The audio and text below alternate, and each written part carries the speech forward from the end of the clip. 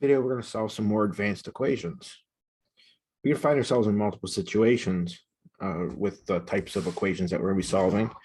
And for linear equations, we can have something like this. So let's look at some examples. We'll go straight into that. Let's look at 4x minus 5 plus x is 7. And in this case, the left-hand side of the equation is a bit more complicated because I have 3 terms here.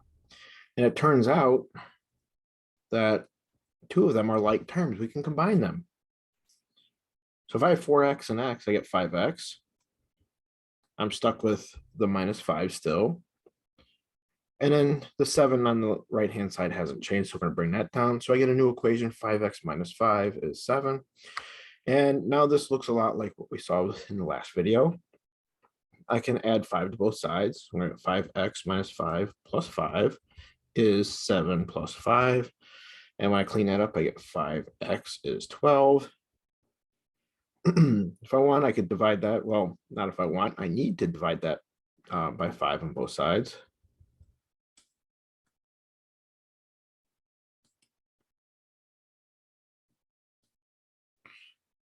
And I get x is 12/5. Something else that could happen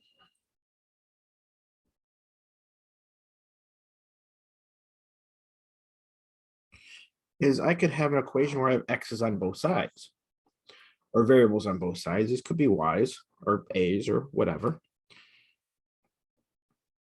So if I have 3x minus 2 is x plus 5, I just need to pick a side and start working on it. Ultimately, I want my x's on one side and my numbers on the other. And in this case, I'm just going to add 2 to both sides.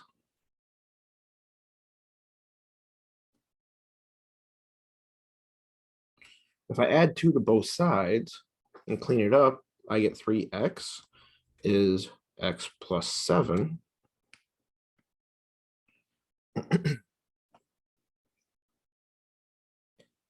And since I added the 2, which was inspired by looking at the -2 on the left-hand side, maybe I should just get the x's on my left-hand side. So let's subtract x from both sides or add a -x. So 3x plus a -x is -x plus x plus 7. And if I combine on the left-hand side, I get 2x. Combine on the right-hand side, the x's cancel out and I'm left with 7. So 2x divided by 2 is 7 divided by 2. And that gives me x is 7/2. So with equations, as you saw, sometimes we have things that could be combined before we get started, and other times we have to move a few more things around before we can solve it.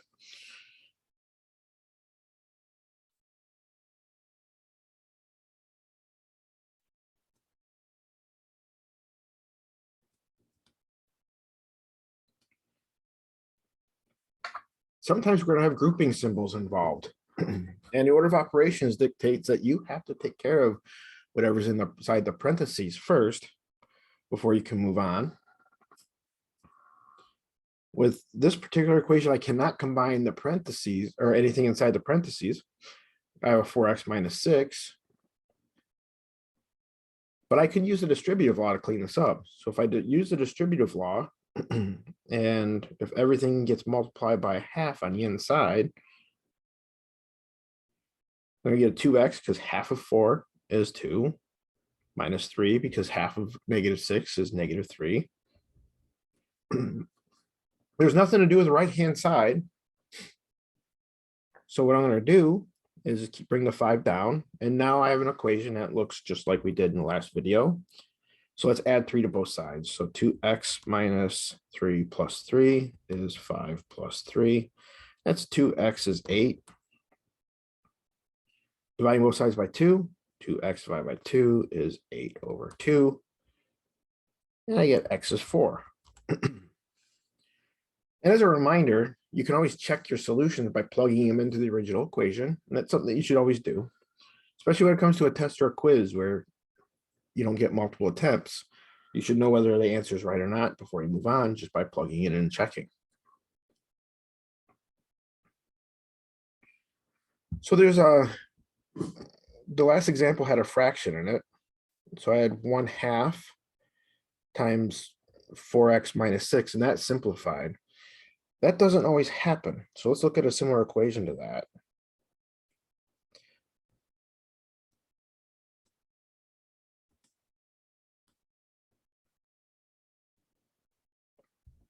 If I have 1/2 times in parentheses x minus 3 is equal to 1/3, we have some fractions involved.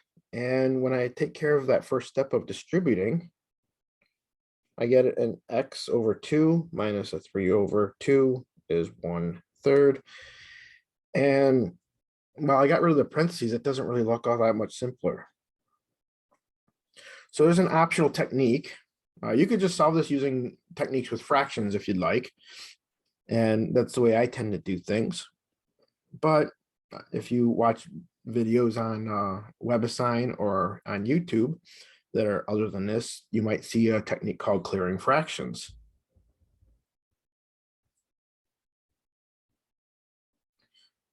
So I'm going to show you how to clear fractions. And really all we do is we determine what the least common denominator is between all the fractions that are present. And we're going to multiply everything by the LCD. And here, the LCD is 6. Because I have fractions of the denominator of 2, fractions of the denominator of 3. 2 times 3 is 6. So if I multiply everything by 6, the fractions are actually going to go away. So let's do that. I'm going to multiply the left-hand side by 6, which means I need parentheses.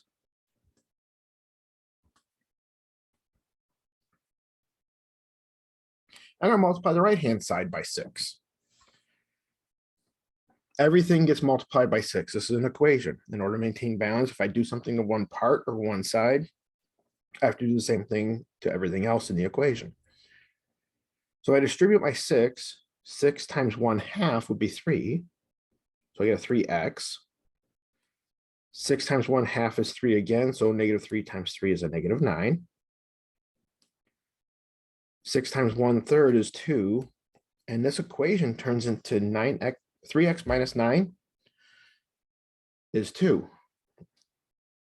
So 3x minus 9 is 2. Let's add 9 to both sides. 3x minus 9 plus 9 is 2 plus 9. 3x is 11. And dividing everything by 3, I get x is 11/3. So this is actually an optional technique. A lot of students like to use it. I have some concerns with it. A lot of times people pick and choose what they multiply each part by, and that's not appropriate. If we're going to multiply one part by 6, everything else has to be multiplied by 6. If we go back to the line where I did clear the fractions by distributing my 6 over everything, what I see sometimes is people multiply the left-hand side by 2 and the right-hand side by 3, and that changes the equation and it will not give you the right answer. So if you're going to use this technique, make sure you're careful with it. Finally, I want to clear decimals. So that was example 4. So let's look at example 5. And let's multiply 0.1 by x minus 2. And let's set that equal to 0.03. So just like the last example, let's take care of the parentheses and distribute. So I get a 0.1 x minus 0.2 is 0.03. Now, in order to solve this, I need to multiply everything by a number, and that number is going to eliminate all of my decimals. And so if really all I need to do is look at the places. I don't really care about the numbers. So I have tenths here, and hundredths here. And so I need to multiply something to get rid of hundredths. So let's multiply everything by 100. I multiply everything by 100, all my decimals are going to disappear.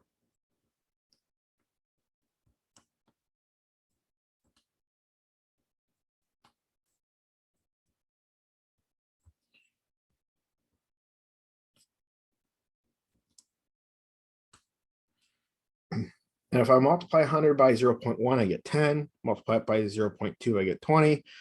And if I multiply 100 by 0.03, I get 3. So this equation boils down to 10x minus 20 is 3. So let's add 20 to both sides.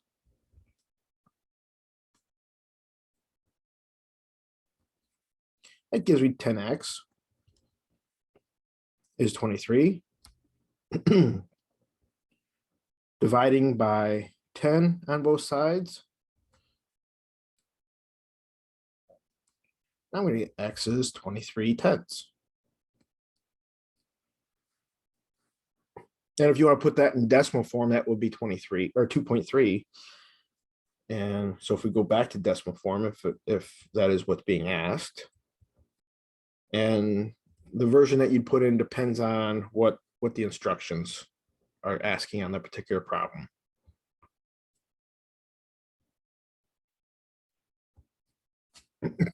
But a lot of times if you start off with decimals, decimals will be okay as an answer. If the directions say put in a fraction in its lowest terms, you'd want to use 23/10. So again, follow instructions. Well, that is it for this video. We're going to be looking at absolute value equations, and then we're also going to be looking at inequalities in the future videos here. And I'll see you in those.